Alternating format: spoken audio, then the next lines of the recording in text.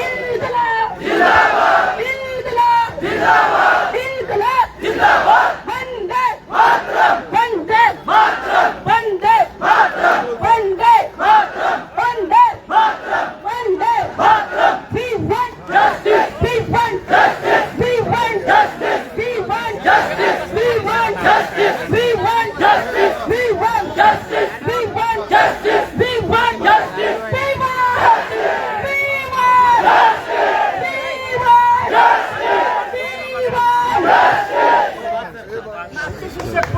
Hello, सगळ्यांना विनंती आहे चहा खाली असं सांगायचं.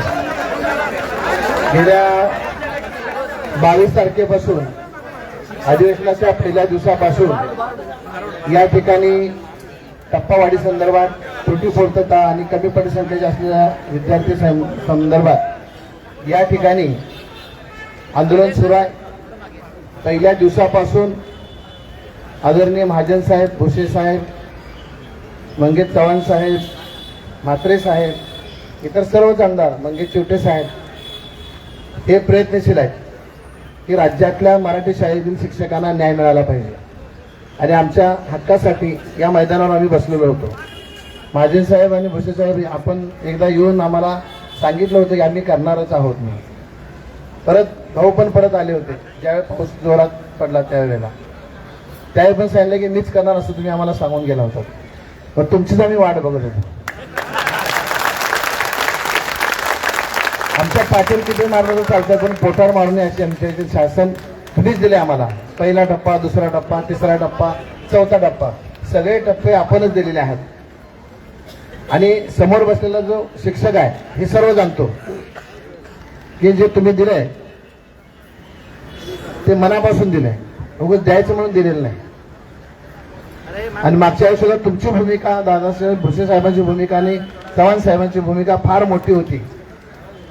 बरोबर 1 वर्षापूर्वी तुम्ही इथंच घोषणा केली होती त्यावेळेला आणि त्याप्रमाणे आमचा खात्यात पगार जमा झाला. आता एवढीच इच्छा आहे की सारखं सारखं आम्ही येऊन आंदोलनानं बसणं आम्हाला पण बरं वाटत नाही. 2 दिवस आम्ही भरपूर संख्या होती, परंतु शाळा सुरू असल्यामुळे बरेच लोक गेले. हे आसपासचे लोक आज सकाळी या ठिकाणी परत आले आपण येणार म्हणून, काहीतरी देणार म्हणून. फक्त आमची इच्छा अशीच आहे की आमचा राज्यातील शिक्षक जेवढा हित आहे त्याच्या 10,000 पटीनं महाराष्ट्रामध्ये बघतोय की आम्हाला पोटाला मिळालं पाहिजे. आणि आम्हाला खात्री आहे की तुम्ही आम्हाला अजिबात नाराज करणार नाही.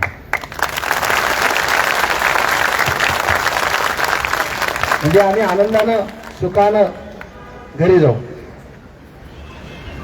याबाबत आदरणीय मी भाऊंना विनंती करतो की आपण या बाबतीत आम्हाला मार्गदर्शन करावं आणि जे काही आतमध्ये आहे ते लोकांना सांगावं. 1 मिनिट फक्त घेतो.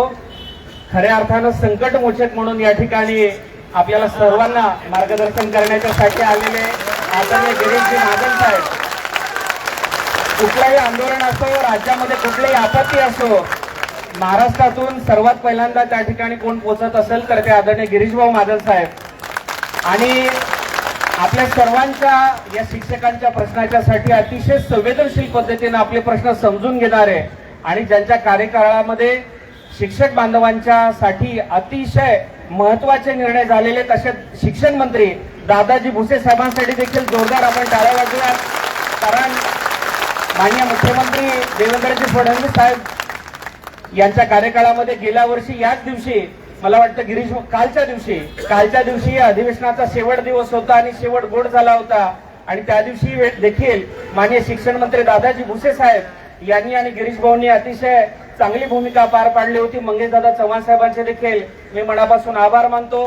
त्यांनी देखील खरं तर संपूर्ण महाराष्ट्राचे सगळ्या शिक्षक बांधवांच्या वतीने देखील मी त्यांच्या मनापासून आभार मानतो. सर्वच आमदार महोदय या ठिकाणी, आमदार जम्मू अभ्यंकर साहेब, आमदार ज्ञानेश्वर म्हात्रे साहेब, जयंत आसगावकर साहेब, सावंत साहेब, सर्वच आमदार महोदयांनी, सत्यजित तांबे आणि या ठिकाणी श्रीकांत देशपांडे साहेब आहेत, उपस्थित नसलेले देखील सर्व पदवीधर आमदार, शिक्षक आमदार या सर्वांनी पाठपुरावा केला. आणि खऱ्या अर्थानं आज या आंदोलनाला, आपल्या या लढ्याला यश जे मिळणार आहे त्याच्यासाठी मी गिरीश भाऊंचा मनापासून आभार मानतो. कारण 2 तास सन्माननीय गिरीश भाऊ आणि सन्माननीय दादाजी भुसे साहेब त्या ठिकाणी माननीय मुख्यमंत्री महोदयांच्या समेत होते. त्यांनी एक जे काही आपल्याला आज देणार आहेत त्या सगळ्या अनुषंगानं मला असं वाटतं की त्यांनी या अनुषंगानं आम्हाला शिक्षकांना या ठिकाणी संबोधित करावं. माननीय मंत्री महोदय दादाजी भुसे साहेब. मंगेशकर शिक्षक आहे, तू पण शिक्षक आहे, बेरोजगार शिक्षक आहे, बीएड केलाय म्हणे, नोकरी नाही म्हणते. तुला भारत माता की, भारत माता की, वंदे वंदे. या ठिकाणी उपस्थित विधानसभेतील आमचे सहकारी, आमचे मित्र, आपल्या खात्याचे मंत्री आदरणीय दादा, उपस्थित सर्व आमदार, सर्वांची नावाचं मी घेतली, सर्वांचा परिचय झालेला आहे. विधानसभा सुरू आहे, आम्हाला लगेच जायचं आहे. खरं म्हणजे गेल्या वर्षी पण आपण या ठिकाणी जमलो होतो, या ठिकाणी आपण निर्णय जाहीर केलेला होता. आपल्या सर्वांना कल्पना आहे हे सरकार, देवेंद्रजी मुख्यमंत्री, त्यावेळी शिंदे साहेब पण मुख्यमंत्री होते, नागपूरला सुद्धा आपला त्या ठिकाणी मोठा मोर्चा आलेला होता आणि त्या ठिकाणी सगळ्यांनी बसून आपला हा निर्णय केलेला होता. आणि त्यानंतर मग टप्पा पद्धत आली, टप्पा पद्धतीने मग त्यावेळेला आपण मान्यता दिली, गेल्या वर्षी सुद्धा दिली आणि पुन्हा आता आपण या ठिकाणी आलेला आहात. खरं म्हणजे आपल्या सगळ्यांच्या अडचणी आम्हाला माहीत. मंगेश दादा, दादा, आम्ही गाडीमध्ये बसलो होतो आता, त्यावेळेला आम्ही तोच विचार करत होतो की बाबा त्या शिक्षकांच्या किती किती वेदना आहे. आधी संस्था चालक, बरोबर आहे, मग त्याची टप्पा पद्धत,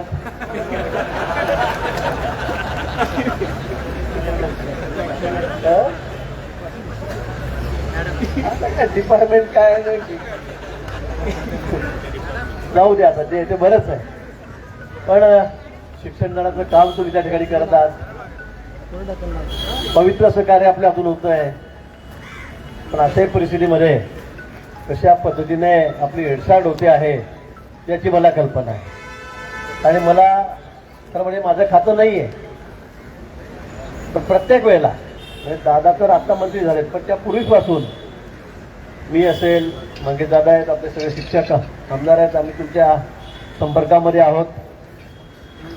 सतत आपण इथे आला की आम्ही या ठिकाणी येत असतो. आणि या मागचं कारण एक अजून दुसरं असं आहे की मी सुद्धा त्या शिक्षकाचा मुलगा आहे. माझे वडील शिक्षक आहेत, आपल्या सगळ्याच काही शाळेमध्ये शिक्षक होते आणि त्यांचा मी मुलगा आहे. आता ॲक्सिडेंटली मी राजकारणामध्ये आलो, की संघाचा स्वयंसेवक, नंतर मग महाविद्यालयात गेल्यावर विद्यार्थी परिषद, नंतर बाहेर पडल्यावर युवा मोर्चा आणि लगेच बाहेर पडल्याबरोबर सरपंच झालो गावाचा जामनेरला. आणि नंतर 95 पासून 3च वर्षात आमदार झालो, एकदा, दोनदा, तीनदा, चारदा, पाचदा, सहादा, 7वेळा आमदार झालो. आणि म्हणून घाबरू नका, आपल्या मुलालाही संधी आहे. शिक्षकाच्या मुले आमदार मंत्री होतात ना. 7 वेळा मी सगळ्यात सिनियर आहे बीजेपी मध्ये आणि मी आमदार या ठिकाणी झालो. आणि म्हणून मला आपल्याविषयी अधिक सहानुभूती आहे. गेल्या वेळी सुद्धा आपण पाठपुरावा करून तुम्हाला त्या ठिकाणी तुमचा जी मागणी ती मंजूर करून घेतलेली होती. मला वाटतं सर्वात आधी तुम्ही आमच्याबद्दल टाळ्या होत होता, पण सगळ्यात आधी टाळ्या मी सांगायला तुम्हाला माननीय मुख्यमंत्री देवेंद्र फडणवीस साहेब,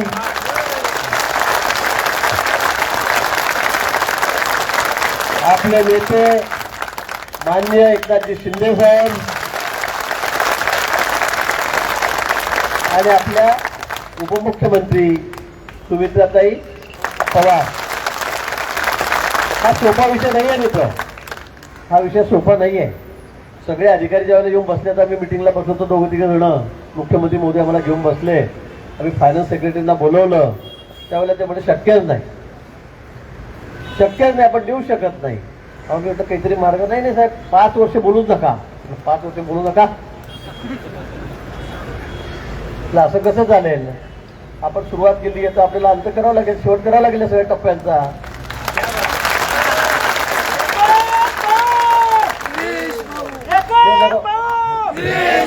नाही नाही नाही, मुख्यमंत्री समजलं मारतील मला. उपमुख्यमंत्री हातील आम्हाला निर्णय त्यांचा आहे. पण खूपच वेळ मग घासाघाशी झाली, आमचं बोलणं झालं. ते म्हटलं साहेब असं करून चालणार नाही. त्यांच्या भावना, त्याच्या वेदना आम्हाला माहीत आहे, त्यांच्या अडचणी आम्हाला माहीत आहे. खूप वेळ. आणि यावर्षी काय झालं, गेल्या वर्षी अतिवृष्टी झाली, शेतकऱ्यांना खूप मोठी मदत आम्हाला करावी लागली. जवळजवळ 22,000 कोटी रुपये द्यावे लागले. आता कर्जमाफी झाली, 36,000 कोटी रुपये आपल्या शेतकरी, आपण सगळे शेतकऱ्याचे मुलं आहोत शेवटी, आपण काही दुसरे नाही. त्या ठिकाणी 36,000 कोटी रुपये सरकारने आता मदत केलेली आहे. त्याची सुरुवात आता उद्या परवा होणार आहे वाटप करायला. आणि आता पुन्हा अल्निनो आहे. आता पुन्हा बघितलं आपण 7-8 जिल्ह्यामध्ये केवढं नुकसान झालेलं आहे. त्यांचे पंचनामे सुरू आहेत. शेतीचे तर अजूनही कारण पेरण्या नाही आहेत. पण केव्हा काय संकट येईल, अचानक काय नैसर्गिक आपत्ती येईल हे काही सांगता येत नाही. आणि म्हणून खर्चही तेवढेच चाललेले आहेत. आता पैसे द्यायचे कुठून? जवळपास 1,000 कोटी रुपये आपल्याला या ठिकाणी लागणार आहेत. बरोबर आहे ना? 1100 कोटी रुपये आपल्याला द्यावे लागणार आहेत. आणि खरंच सांगतो की सरकार, आम्ही तो व्यवस्था करतो, देवेंद्रजी आहेत, एकनाथजी आहेत, आमचं सगळं सरकार आहे, पवारजी आहेत. पण शेवटी पैशाच्या ठिकाणी पैसाच लागतो. ते काय अचानक कसे 5,000 कोटी आणले, 10,000 कोटी कसं होते. आणि आपल्याला कर्जाच्या मर्यादा आहेत. असं नाही आहे की कर्ज काढत राहा, घ्या कर्ज. त्यालाही सुद्धा इन्कमच्या पर्सेंटेज तेवढंच ते घेता येतं, त्याच्यावर कर्ज सुद्धा घेता येत नाही. आणि म्हणून मला असं की खूप अडचणी आहे. तुम्ही समजून घेताय ना अडचणी? 5 वर्ष हरकत नाही.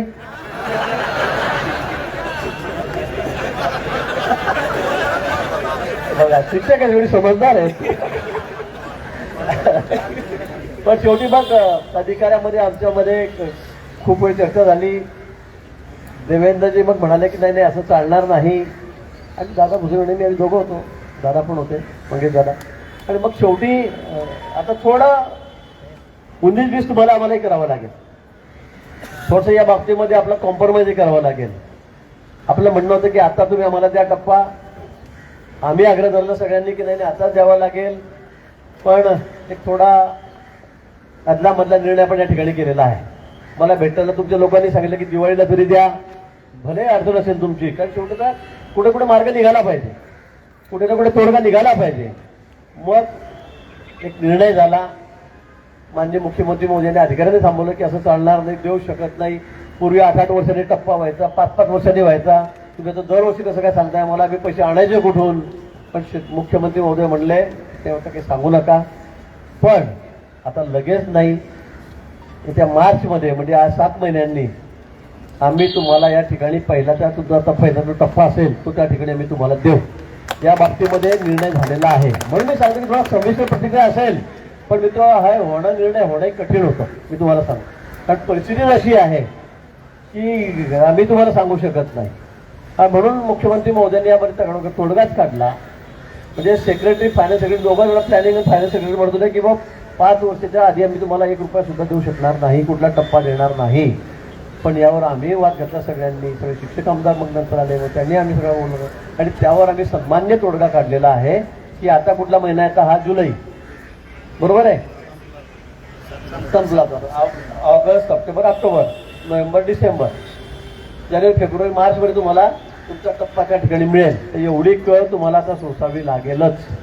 त्याला दुसरा पर्याय नाही. पूर्वी 8-8 वर्षांनी टप्पे व्हायचे.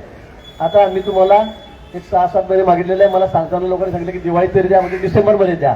पण आम्ही 3 महिने अजून तुम्हाला वाढून मागतो आहे. मला वाटतं हे द्यायला आपल्याला काही हरकत नाही, का याशिवाय आपल्याला पर्याय नाही. त्याशिवाय आपल्याकडे पर्याय पण नाही आहे. तर अनेक वर्ष आपण मग पूर्वी भांडत होतो. 7-7, 5-5 वर्ष, 8-8 वर्ष आपण मुलं, पण कोणी दखल घेतो. 14 वर्ष त्याचा पक्ष मी सांगणार नाही, पण आधीच्या काळामध्ये कोणी आपल्याला विचारत नव्हतं. 12-12, 14-14 वर्ष तुम्हालाही माहिती आहे. 14-14 वर्ष कोणी टप्पा देत नव्हतं. आता तर आपण दरवर्षी देतो. आपण फक्त या वर्षीची अडचण समजून आपण 6-7 महिन्याचं एक्सटेन्शन आम्हाला त्या ठिकाणी द्यावं. ही जबाबदारी आमची सगळ्यांची आहे. मुख्यमंत्री महोदयांनी उपमुख्यमंत्री महोदयांनी शब्द दिलेला आहे की मार्चमध्ये आपण यांना लगेच सगळे पैसे देऊन टाकू. तोपर्यंत काही ना काही आपल्याला पैसे इकडनं तिकडनं उभे करता येतील. हा ते मार्केट मिळतोच, म्हणजे फायनान्शियल वर्ष असतं आणि म्हणून त्यावेळेला आम्ही तुम्हाला तुमचा टप्पा तुमच्या अगदी न बोलता न इथे येता आम्ही तुमच्या अकाउंटमध्ये त्या ठिकाणी टाकू. हे आता हा निर्णय त्या ठिकाणी झालेला आहे. 31 मार्च नाही, 31 मार्च एंडलाच होईल ना. 1 मार्च कसा होईल? 31 मार्च याच्या पुढे 27, आता 26 आहे आणि म्हणून 31 मार्च 27ला तुम्हाला न बोलता तुमच्या खात्यामध्ये सगळे पैसे पडतील याची गॅरंटी आमची आहे. दादा आहे, मी आहे, सगळे आमदार या ठिकाणी आहेत, ती आमची त्या ठिकाणी राहील. आणि म्हणून मला वाटतं या निर्णयाचं आपण सगळ्यांनी स्वागत करावं, कारण याच्यापेक्षा दुसरा पर्याय काही निघू शकत नाही. आम्ही गेले अनेक दिवस मेहनत करतोय, कष्ट करतोय. प्रत्येक कॅबिनेटमध्ये आम्ही खूप त्या ठिकाणी गेलं. समग्र शिक्षा अभियानचे शिक्षक होते, त्यांचाही प्रश्न होता, तोही आम्ही आता तुम्हालाही माहिती आहे आपण आता तोही मार्गी लावलेला आहे. एक एक एक टप्प्यात सगळ्यांचं चाललेलं आहे, पण मग पैशाचं बर्डनच एवढं देत आहे. आणि म्हणून मला वाटतं की आपण आता हा निर्णय सगळ्यांना कळवावा. मला वाटतं हा मधला मार्ग आपण काढलेला आहे. नाहीच 5 वर्ष आता असं होणार नाही. पण आम्हाला आत्ता त्यामुळे आता देऊ शकणार नाही, आपल्याकडे काही नाही. आता आम्हाला 36,000 कोटी रुपये कुठून काढायचे? शेतकऱ्यांना द्यायचे तर उद्यापर्यंत सुरू होईल 2-4 दिवसामध्ये, ते कुठून द्यायचे हे पण अधिकाऱ्यांनी आम्हाला सांगितलं. आणि म्हणून मग मुख्यमंत्री महोदय म्हणजे 5 वर्ष नाही, 3 वर्ष नाही, प्रत्येक 6-7 महिने थांबा, आम्ही तुम्हाला अगदी तुमच्या अकाउंटमध्ये पैसे टाकून देऊ, तुम्हाला परत इथे यायची गरज भासणार नाही. तर असा निर्णय या ठिकाणी झालेला आहे. बरोबर, योग्य, त्याला इलाज नाही काही. मी तुम्हाला सांगतो तो आपण नाही हो म्हटलं तरी पण मग नाही झालं तर मग आपल्याला काही मार्ग नाहीये दुसरा, काही आपल्याकडे दुसरा मार्ग नाहीये काही. आणि म्हणून आपण बोला, परत आम्ही बोलू काय.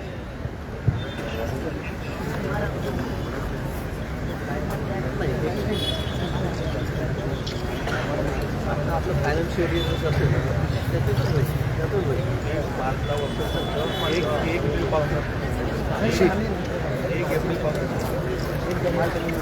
आणि जेव्हा तुम्हाला हे आर्थिक वर्षात काय 1 तारीख 31 मार्च झाला तर 1 एप्रिलपासून आर्थिक वर्ष होईल.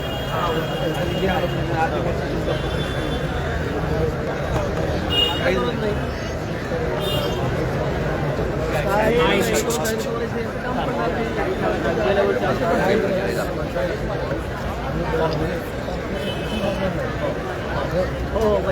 सर नाही आपण 19 महिन्याचा पगार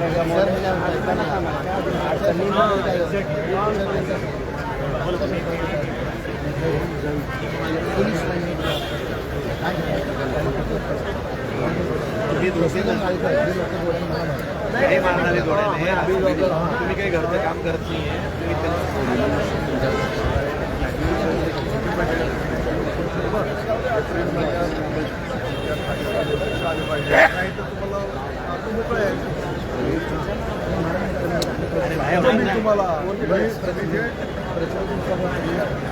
मलाही सांगा प्रचलित शब्द 20%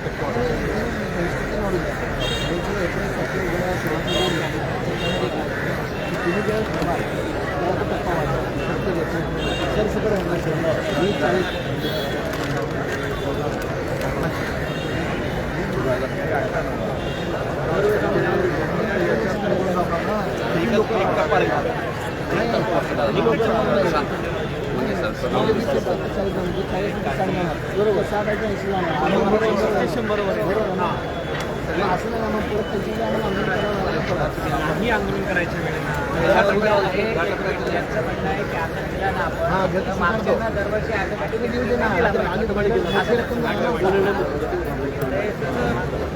आपण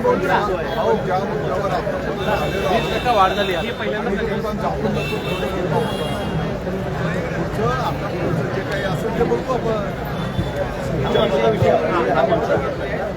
लक्ष द्या इकडं.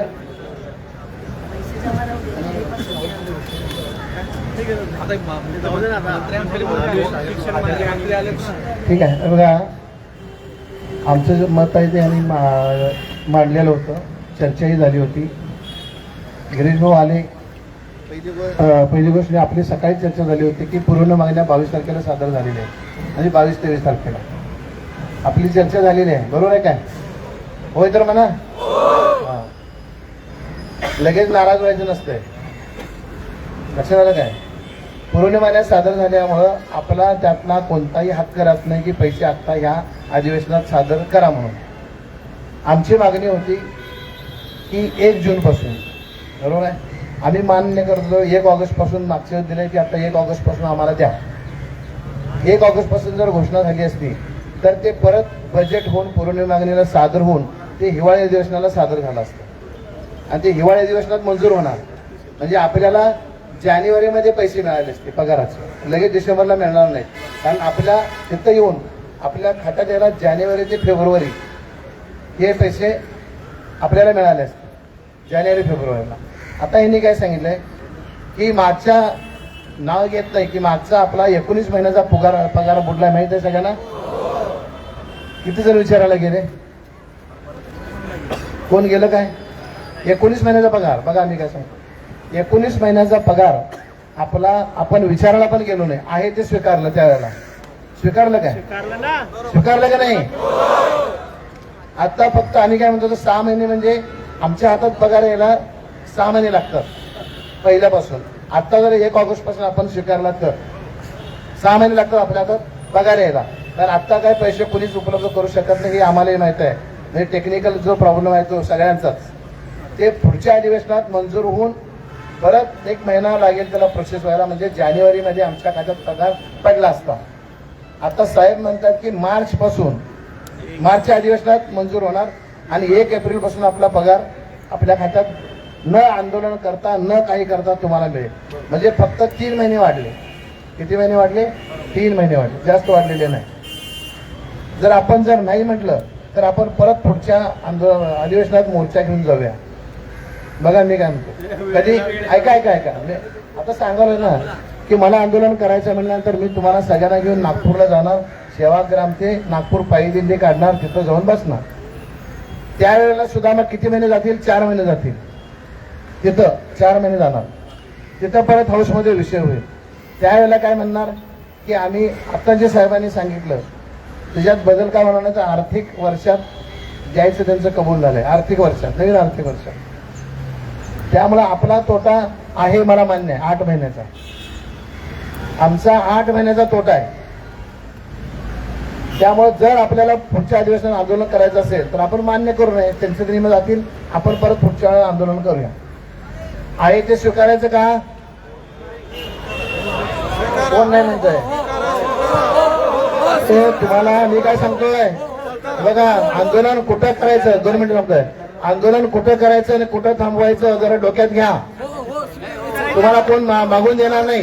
पहिली गोष्ट 22 तारखेपासून बसलेच आपण, आणि बसल्यानंतर लगेच ही प्रोसेस अगोदर 6 महिन्यापूर्वी करायला पाहिजे. आपण बसायला पाहिजे आंदोलनाला आर्थिक वर्षामध्ये. जर पूर्ण मागणीमध्ये आपले पैसे जायचे असतील तर पुढच्या पूर्ण मागणीत जायचं नाही, त्याचं नाही कारण आपण आंदोलन करायचं नाही. ही जबाबदारी साहेब तुमची आहे. आम्ही आंदोलन करणार नाही.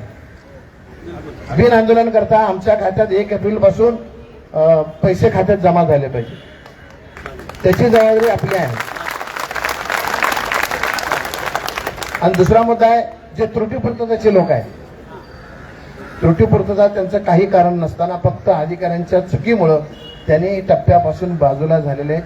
त्यांना सुद्धा आमच्या बरोबर समान टप्प्यावर आणलं पाहिजे. तर भुसे साहेब आपली चर्चा बऱ्याच वेळ त्यावेळी छोटे साहेब वगैरे आम्ही झालेले होते, बरोबर आहे. तिसरी गोष्ट होती कमी पटसंख्येच्या शाळा. मागच्या आमचं मूल्यांकन झालं साहेब 18-19ला. GR निघाला 6 फेब्रुवारी 23ला. कोणत्या पटसंख्येवर? 18-19च्या. नियमच तसा होता की ज्या पटसंख्येवरती आपलं मूल्यांकन होतंय ती पटसंख्या ग्राहीतून आपल्याला अनुदान दिलं जातं. साहेब बरोबर आहे. मग ज्यावेळी GR काढला त्यात काय केलं की 22-23ची संच मान्यता पकडा असं त्या GR मध्ये उल्लेख केला. त्यामुळे आमच्यातल्या ज्या शाळा होत्या त्या शाळा एकाचा 1 विद्यार्थी कमी आहे, 2 विद्यार्थी कमी आहेत, 4 विद्यार्थी कमी आहेत, त्या वर्षापुरतं बरं काय. त्यामुळे त्या शाळा अपात्र झाल्या त्या टप्प्याला. मग 17-18ला तसंच झालं होतं. शासनाने ज्यावेळी पत्र काढलं होतं 18-19ला की जर 17-18ची पटसंख्या नसेल तर 18-19ची पटसंख्या ग्राह्य धरून त्यांना त्या 18-19 पासून पगार द्या. तसं तुमचं एक परिपत्रक. आता आम्ही एवढं 7 महिने सोचतोय आमचा पगार, बरोबर आहे. ते तेवढं माझी विनंती आहे बसेस आहे की ती पटसंख्येचा विषय जो आहे तो मिटवला पाहिजे. कारण आम्ही त्यात काय आमचा नाही ना, आणि त्रुटीपुरते त्याचा सुद्धा विषय समान टप्प्यावर आली पाहिजे आमच्याबरोबर. कारण त्यांचं नुकसान झालंय. म्हणजे काही आम्ही तर 80 आहे, ते पण 80 पाहिजे, पण ते 60 मध्ये. आता जर ते 60 मध्ये असतील तर तुम्ही जे एप्रिलला देणार आहे, मला 100% मिळत असतो तर 60 महिन्यांना सुद्धा डायरेक्ट 100चा टप्पा तुम्ही द्या, काहीच नाही होणार आहे. म्हणजे माझं मत आहे असं. कारण त्यात एवढं काय बजेट वाढणार नाही आहे. टोटल बजेट खर्च तेवढाच आहे. 1100 कोटीमध्ये मागचे 970 का 800-850 कोटी खर्च झाले. वरचे 200-250 कोटी शिल्लकच होते. तुम्ही वाटलं तर ऑफिशियली बघू शकता. मग आमच्या तो टप्पा आम्हाला समान टप्प्यावरती आणा ना. बसे साहेब एवढी तरी विनंती आमची मान्य करा. आम्ही ठीक आहे 7 महिने आम्ही मान्य करतो एप्रिलला चव्हाण साहेब. ह्याच्यात काय आमचा कुणाचाही स्वार्थ नाही. कारण ते आहे 80%वर, परंतु कागदोपत्री चुकीचं आणि मुदतीमध्ये त्रुटीपूर्तता केलेली असताना देखील ते 1 टप्पा मागे राहिले. म्हणजे जे 60 आहेत ना ते डायरेक्ट 1 एप्रिलला आमच्या बरोबर 100% देत. आम्हाला काही अडचण नाही या बाबतीत. तुम्ही भूमिका दोघांनी पण नाही. आणि सर खरंच काय हां हो नाही ते नाही बरोबर आहे. कारण हे जे आहे ना हे चुकीच नाही ना, कोणाची चुकी नाही. आणि पटसंख्येचा जो विषय आहे ना, भौगोलिक परिस्थिती जर आता बघितलं, 1 मुलगा फॅमिलीला आता आहे, 1च मुलगा आता, दुसरा नाहीच चुकून असला तर. मग त्या प्रमाणात संचमानीची पटसंख्या तर कमी करायला पाहिजे. 35-40 कसं होईल हो? आणि गल्लोगल्ली शाळा सोयीमार्ग कसं सुरू झाल्या, त्याचा आमचा काय दोष आहे? मराठी शाळा बंद पडतायत, इंग्रजी माध्यमात शाळा वाढतायत, तो दोष आमचा आहे का? मग त्या प्रमाणात संचमानीचं सुद्धा खाली यायला पाहिजे. त्याचं काय तर धोरणात्मक आपण साहेब सगळ्यांनी ठरवायला पाहिजे. तो विचार करायला म्हणजे आमच्या कधी शाळा पात्र होणार नाहीत. मग वाढलं तर द्या ना तुम्ही. म्हणजे 22-23ला नाहीत ना, तर अजूनही सांगतोय आम्ही 23-24ची पटसंख्या ज्यांची असेल त्यांनाच ग्राह्य धरा. आज जर 23-24ची नसेल तर 24-25ची आजचं म्हणजे जे असेल 24-25 ग्राह्य धरून समान टप्प्यावर त्याही शाळा आल्या पाहिजेत, एवढीच विनंती करतो. आणि तुम्ही जो निर्णय घेतलाय तो सगळ्यांच्या वतीनं मी मान्य करतो.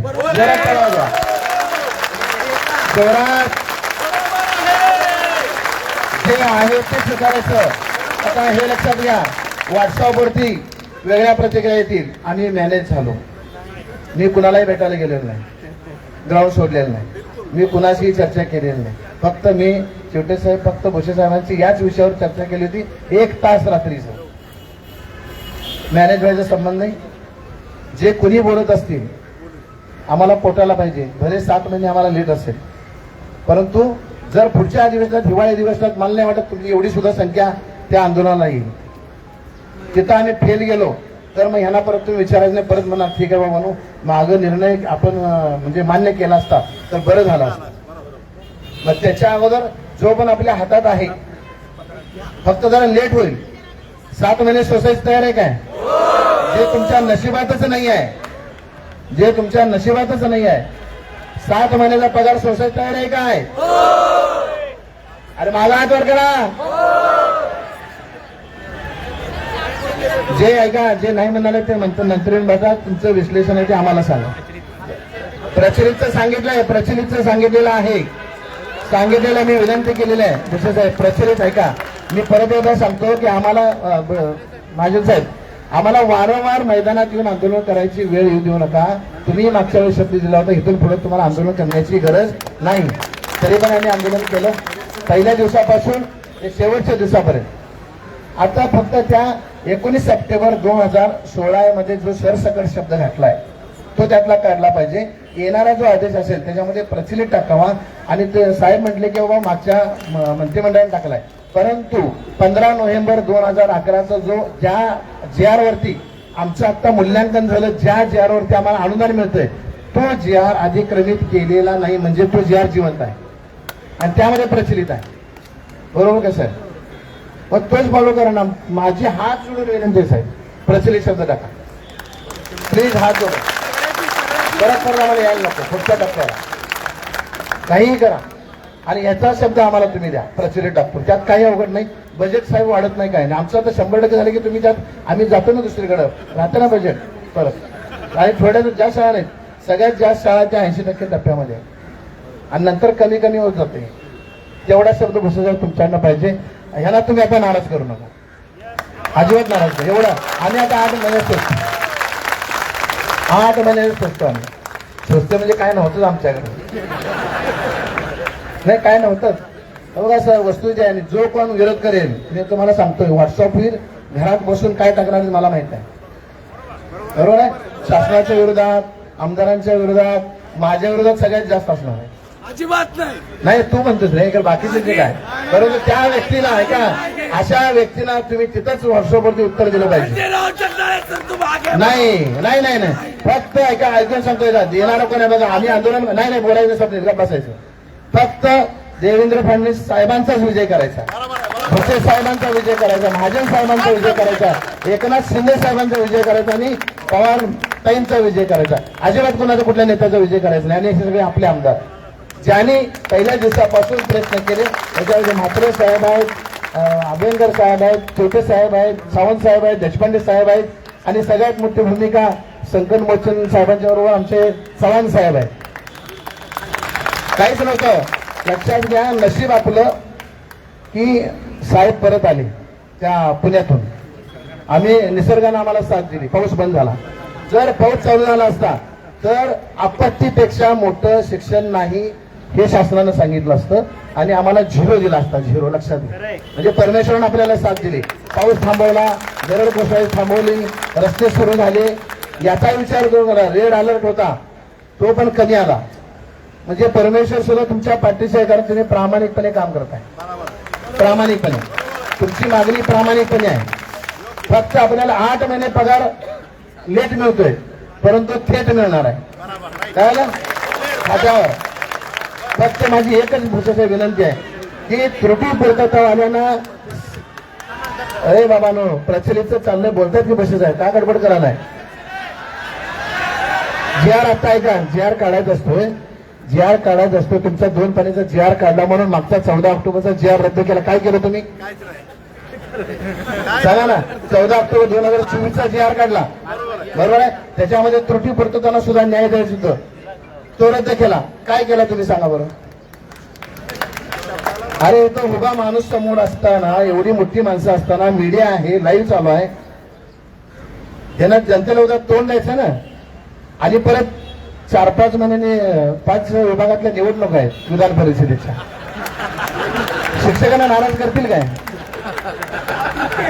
नाही नाही वस्तुजा नाही, नाही वस्तुजा आहे लक्षात घ्या. कारण शिक्षकच ठरवतो कोणाला वरती बसवायचं, कोणाला खाली आणायचं. आणि तुम्ही एवढं काम आमचं केलं म्हणून तर आपण सत्तेत आहात आणि राहणार आहात. त्यामुळे तुम्हाला नाराज करणार. राजकारणाच्या ठिकाणी इथं लक्षात घ्या, आपल्याला कोणतं राजकारण करायचं नाही. फक्त माझी विनंती आहे, प्रचलित साहेब, प्रचलित आणि कमी पटसंख्या शाळा हे 2 मुद्दे त्याच्यावर जोडा. आम्हाला कुणालाच काय अडचण नाही. अरे बाबा म्हटलं ना त्रुटी आणि ते काय लावलाय तुम्ही, सांगितलं की. बघा, तुम्ही वर्षानुवर्ष आंदोलन मोर्चेत आलेले एक प्रकारे शिक्षक कम मोर्चेकरी झाले. एवढे वर्ष तुम्ही त्रास सहन केला, पण 4ही टप्पे तुम्हाला देवेंद्रजींच्या नेतृत्वात मिळाले हे मान्य करावं लागेल. त्यामध्ये मागच्या 2 टप्प्यांमध्ये गिरीश भाऊंची भूमिका तुम्ही सगळ्यांनी पाहिली. आता बघा, 1-2 जण काही बोलणं, काहीतरी कोणाला काही बोलणं हा भाग सोडून द्या. काल परवापासून माझ्याकडे तो स्क्रीनशॉट आहे.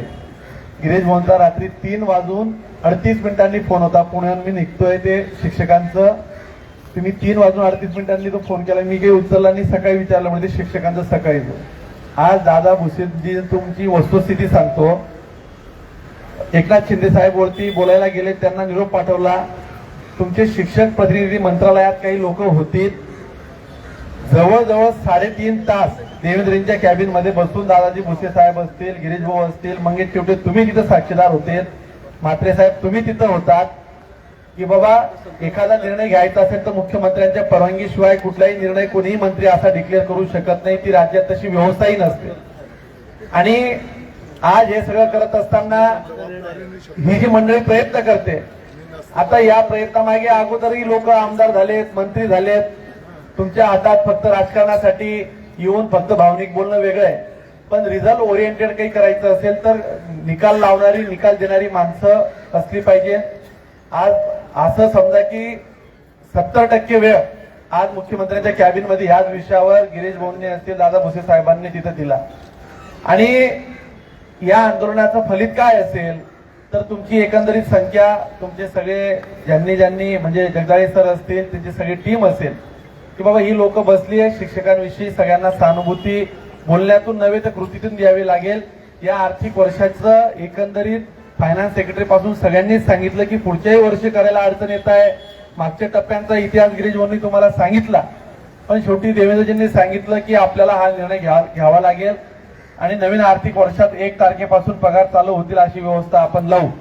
आता हे सगळं झाल्यानंतर बघा, तुम्ही काही बोलले, आम्हाला कोणाला काही सांगितलं किंवा जगदाळे सरांना काही बोललेत, शेवटी तुमच्यासाठी लढणाऱ्या माणसांना जर तुम्ही डिमॉरल करत असाल तर तुमच्यासाठी पुन्हा अजून कोणीतरी आलंही पाहिजे याची तुम्ही व्यवस्था लक्षात राहू द्या.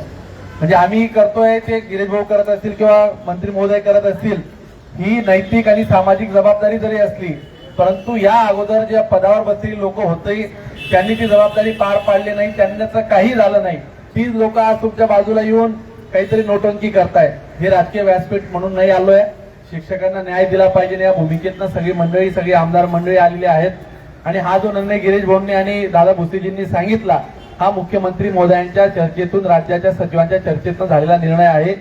जगदाळे सरांनी सांगितल्याप्रमाणे तुम्ही सगळेजण मान्य करावं एवढीच तुम्हाला विनंती करतो. मान्य करणार ना गिरीश भाऊ? आता त्याचा गोड समारोप करावा ही विनंती दादाजी भुसेजी.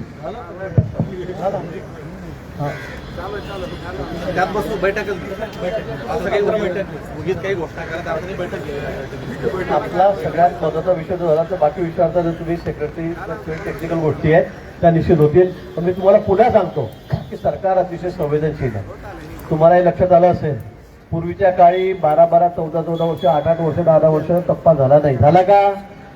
नाही झाला, हे तुम्हालाही माहित आहे. पण निश्चित हे सरकार संवेदनशील आहे. म्हणजे मुख्यमंत्री देवेंद्रजी, उपमुख्यमंत्री एकनाथजी आहेत, तुम्हाला याच्याबद्दलही माहिती आहे. आज अजितदादा असते तर ते हेच म्हणाले असते, आज ताई म्हणताय. पण मला वाटतं की आता हा निर्णय प्लस बरेल. आपल्याला थोडं 2-3 महिने उशीर होतोय, कारण मला तुम्ही म्हटलं की दिवाळीला द्या, दिवाळीचा म्हणजे डिसेंबरमध्ये होता, त्याच्याऐवजी मी मार्च केलेला आहे. बरोबर आहे. तर आता आपण सगळं तोंड घोड करा, आपल्या व्हॉट्सअपवर, फोनवर सगळ्यांना ही गुड न्यूज कळवा, सगळं स्वागत करा, सरकारचं स्वागत करा, आभार माना सगळ्यांचे. आणि आपण जावं. आपल्याला जी शंका आहे की 1 एप्रिलला होईल की नाही, त्याची जबाबदारी पूर्णपणे आमची. आपल्या घरावरून मसासाठी त्या आमची जबाबदारी आहे. तुम्हाला परत इथे यावं लागणार नाही, कधीच यावं लागणार नाही, एवढं सांगतो. लगेच अधिवेशनाला मला जायचं आहे. ठीक आहे ना? सगळ्यांचे आभार. दादा भुसे साहेब या ठिकाणी ते शब्द देतील कारण त्यांच्या घरी जावं लागेल, तर मग तुम्हाला तर माझ्या घरी आलं.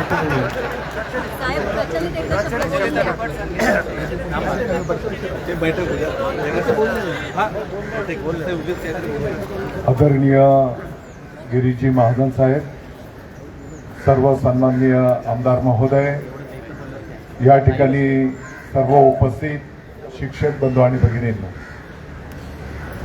मला वाटतं की गाडीत येत असताना गिरीश भाऊ आणि आम्ही सर्वजण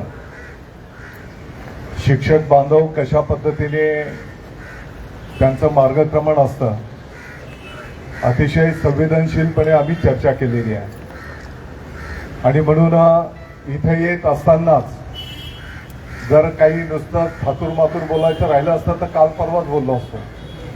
परंतु आज माननीय मुख्यमंत्री महोदयांना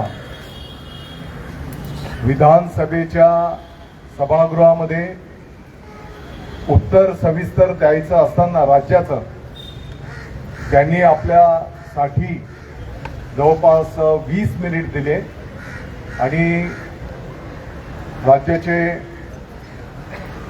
मुख्य वित्त सचिव असतील सर्वांशी सविस्तर चर्चा विनिमय करून हा निर्णय या ठिकाणी झालेला आहे. माननीय मुख्यमंत्री महोदय देवेंद्रजी फडणवीस साहेबांचं मला वाटतं की आपण सर्वांनी आभार मानले पाहिजे. माननीय एकनाथजी शिंदे साहेबांचे आपण पाठीमागच्याही काळामध्ये जो काही एक टप्पा देण्यात आला होता, शिंदे साहेब तर देणारेच होते, आपल्या सगळ्यांना सगळ्या राज्याला माहिती आहे. आणि आदरणीय सुनीत्राताई पवार साहेबांचेही आपण आभार व्यक्त केले पाहिजे. आणि मला वाटतं की आपण विशेष आभार एक वशिला लावायला, हे तर आमचं कुटुंब परिवार आहे, परंतु हेडक्वार्टरमध्ये माननीय मुख्यमंत्री महोदयांना वशिला लावण्याच्यासाठी माननीय गिरीश भाऊंना मी पकडून ठेवलं होतं. आणि गिरीश भाऊ एका बैठकीकरता 5 मिनिट वर गेले, परंतु मंगेशला धरून ठेवलाय. मला वाटतं की आपल्या सर्वांना माहिती आहे की ज्या आर्थिक परिस्थितीतनं आपलं राज्य आणि संकटांना तोंड देत आपण मार्गक्रमण करतो आहोत. शेतकऱ्यांचे, जसं भाऊंनी सांगितलं की शेतकऱ्यांच्या कर्जमाफीच्या संदर्भातला विषय असेल, अवकाळी पाऊस, होणाऱ्या दैनंदिन घटना, आणि म्हणून मुख्यमंत्री महोदयांनी 31 मार्च ही आपल्याला म्हणजे बजेट अधिवेशन की ज्याच्यामध्ये या संदर्भातली आर्थिक तरतूद केली जाईल असा शब्द आपल्या सर्वांना त्या ठिकाणी दिलेला आहे. मी या महायुती सरकारचा आपल्या सर्वांच्या वतीने आभार व्यक्त करतो. त्याच्यासोबतच आपले जे काही मुद्दे आहेत, पटसंख्येचा त्रुटी पूर्तता, प्रचलित, तर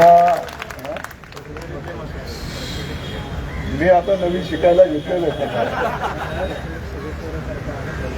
तर या संदर्भामध्ये आपण येणाऱ्या 15 दिवसाच्या आत, महिन्याभरात आपण बैठक लावू. त्या बैठकीला कोणतेही प्रतिनिधी बोलू. शिक्षक आमदार महोदयांना शब्द दिलेला असेल बैठक लावण्याचा, आणि त्या बैठकीमध्ये या सर्व बाबी आपण तपासून घेऊ. आणि हे सर्व आमच्या कुटुंबाचे सदस्य आहेत. विद्यार्थी हे आमच्या कुटुंबाचं दैवत आहे आणि हे सर्व आमच्या कुटुंबाचे सदस्य आहेत. हे तर टप्पाचा निर्णय तर झालेलाच आहे, परंतु त्याच्या पलीकडे जाऊन हे जे आमच्या कुटुंबाचे सदस्य आहेत, पाठीमागच्याही काळातले काही निर्णय तुम्ही बघितले असतील आणि येणाऱ्याही काळातले निर्णय तुम्हाला पाहायला मिळतील की तुमची वेठ बिगारी, आपली जी काही एक दहशत असते, मग सेवानिवृत्त होताना पण मला काही त्रास होईल का, ही सर्व दहशत मोडून काढण्याचं काम शिक्षण विभाग करेल. आणि ते कृतीमधून तुम्हाला दिसेल. मला वाटतं की वेळेचं भान आपण ठेवूया. परत एकदा मी आपल्या सर्वांचं या ठिकाणी आभार व्यक्त करतो आणि सर्वांना जाता जाता विनंती करेन. मला माहिती आहे की हा क्षण काही फार उपदेश करण्याचा, आपण पटसंख्या वगैरे बोलले, परंतु आजही आमच्या अनेक शिक्षक बंधू भगिनी आहेत की त्यांच्या शाळेमध्ये प्रवेशाच्यासाठी आम्हाला विनंती करावी लागते. त्यांच्या शाळेचा तेवढा पट पण नाही, तुकडी वाढवावी लागते, असे पण आहे. आणि एकीकडे आपल्यावर, आपल्या या कुटुंबावर टीका होते, मराठी शाळा बंद पडतायत, पटसंख्या घटते आहे. हे एक आपल्या सर्वांच्या समोर आव्हान आहे. आणि म्हणून मला माहिती आहे रिकाम्या पोटाने या गोष्टींना आपल्याला सामोरं जाता येणार नाही, याही गोष्टीची जाणीव आहे. आणि म्हणून येणाऱ्या काळामध्ये आपले जे जे काही प्रश्न असतील ते सोडवण्याचं काम आपला विभाग त्या ठिकाणी करेल. आणि जेव्हा जेव्हा गरज पडली शिक्षण विभागाला, तर संकट मोचनाला पुढे करून ज्या आर्थिक बाबींशी संबंधित जो विषय असेल, बाकी आमच्या या कुटुंबाला त्रास देणारे जे आहेत त्यांचा बंदोबस्त करायला विभाग सक्षम आहे, ते बरोबर करू आपण. परंतु जिथे जिथे आम्हाला आवश्यकता पडेल तर निश्चितपणे माननीय गिरीश भाऊ आपल्या सोबत असतील हा विश्वास व्यक्त करतो. परत एकदा आपल्या सर्वांचे मी आभार व्यक्त करतो. जय हिंद, जय महाराष्ट्र. धन्यवाद साहेब.